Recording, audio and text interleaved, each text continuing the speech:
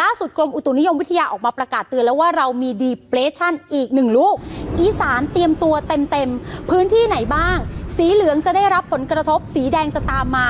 นี่คือ depression ลูกล่าสุดค่ะ